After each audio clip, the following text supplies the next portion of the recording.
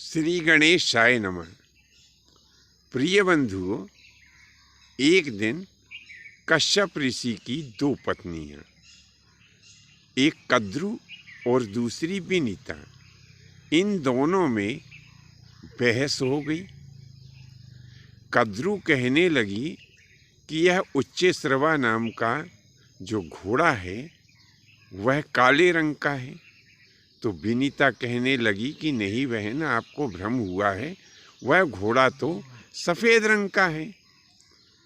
तब कद्रु ने कहा कि विनीता, उस घोड़े को चल कर के हम देखते हैं। यदि घोड़ा काले रंग का हुआ तो तुम मेरी दासी बनना स्वीकार कर लेना, और यदि सफ़ेद रंग का हुआ तो मैं तुम्हारी दासी बनना स्वीकार कर लूँगी।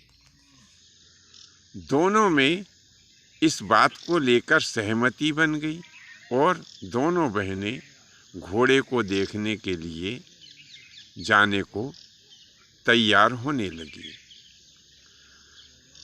कद्रु इधर अपने घर को आई और अपने सभी नागपुत्रों को बुलाया और कहने लगी कि सुनो, मेरी शर्त लगी है तुम्हारी सौतेली माँ विनीता से। मैंने कह दिया है कि उच्चैःश्रवा नाम का घोड़ा काला है और वह कहती है सफ़ेद है। तो तुम मेरा कहना मानो और जाकर के उस उच्चैःश्रवा नाम के घोड़े से लपट जाओ, ताकि जब दोनों हम जाकर के उस घोड़े को देखें तो वह घोड़ा हमें काला ही दिखाई देना चाहिए। तब नाग लोग कहने लगे कि हे माता, विनीता भी हमारी माता है, भले ही सौतेली माता हो, और शास्त्रों में ऐसा कहा गया है कि माता से कपट व्यवहार पुत्रों को नहीं करना चाहिए। इसीलिए हे माँ, जो तुम आज्ञा हमें दे रही हो यह आज्ञा उचित नहीं है। तब कद्रु कहने लगी, हे दुष्टों, यदि तुम मेरा कहना नहीं मानोगे तो मैं तुम्हें श्राप दूंगी। नाग लोग भयभीत हो गए। तो कुछ नाग तो बेचारे चुपचाप जा कर के और उच्चैःश्रवा नाम के उस घोड़े से लपट गए। लेकिन कुछ नागों ने कहा कि माँ, आप भले ही श्राप दे दें, हम आपका श्राप सिरोधार्य कर लेंगे, परंतु हम अपनी सौतेली माता से धोखा नहीं करेंगे। कद्रु ने क्रोध आवेश में आकर के और अपने ही नागपुत्रों को श्राप दे दिया कि जो नाग मेरा कहना नहीं मानेगा वह कलयुग में जब जन्मेजय नाम का राजा सर्पेष्टि यज्ञ करेगा तो उस यज्ञ में मेरा कहना न मानने वाले मेरे सभी पुत्र जो है अग्नि में डाल दिए जाएंगे। ऐसा श्राप माता ने अपने ही पुत्रों को दे दिया।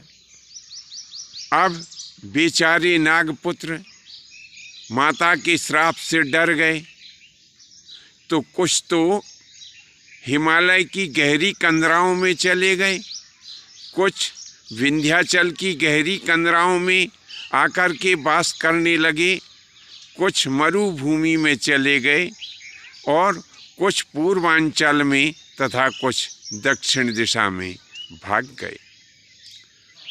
कई नागों ने गंगा के, नर्मदा के, गोमती और कृष्णवेणी के गहरे अगाध जल में शरण ली, तो कुछ नाग समुद्र में जाकर के छिप गए।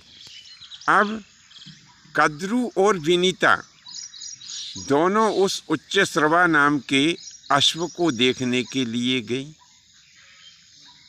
तो यह क्या, घोड़ा तो काला दिखाई दिया।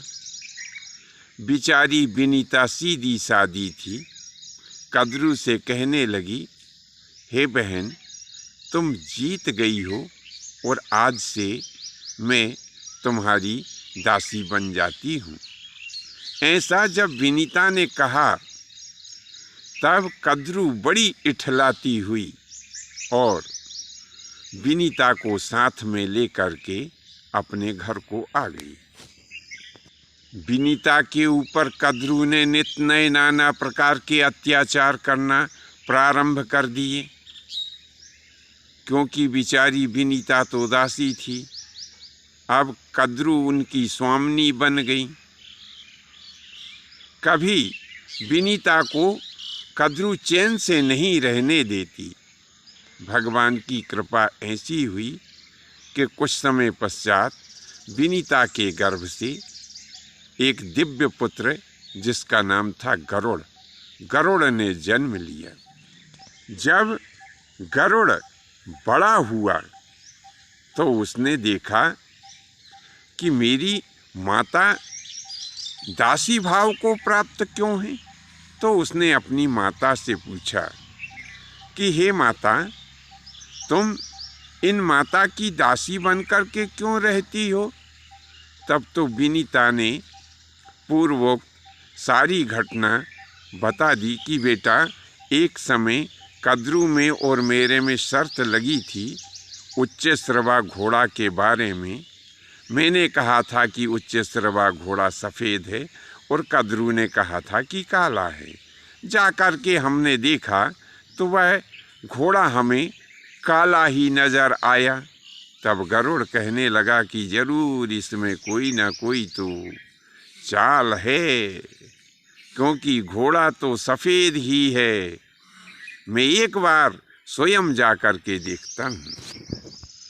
जब गरुड़ उस अश्व के पास में गए तो गरुड़ को आया हुआ देख करके सारे नाग जो है भाग खड़े हुए और घोड़ा सफ़ेद दिखाई देने लगा।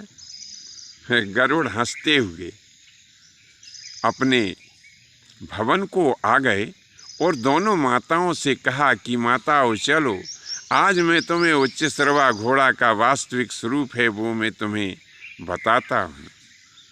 दोनों को अपने ऊपर बिठा करके और उच्च श्रवा घोड़ा के पास में ले गए। देखा घोड़ा तो सफ़ेद है।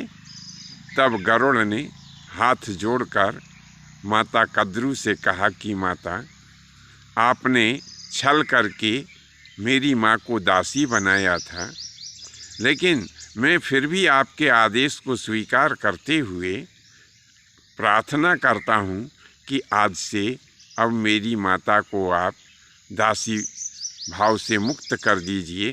तब कद्रू ने कहा कि बेटा ठीक है, आज से मैं तुम्हारी माता को दासी भाव से मुक्त करती हूँ। तो बंधुओं, आज की यह कथा आपको कैसी लगी नीचे कमेंट्स बॉक्स में अवश्य लिखें। धन्यवाद। जय माता की, जय परशुराम जी की।